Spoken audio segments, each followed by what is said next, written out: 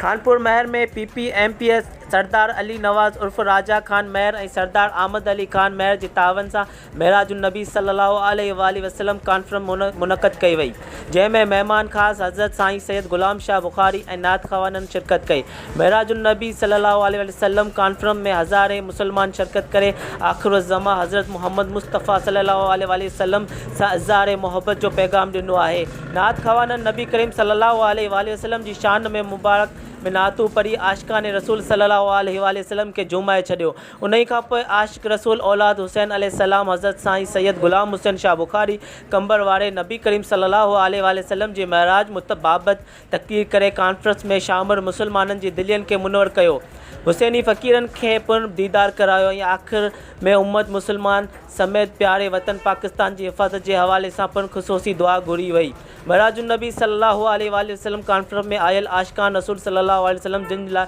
पिणु लंगर जो बंदोबस्तु कयो वियो हो।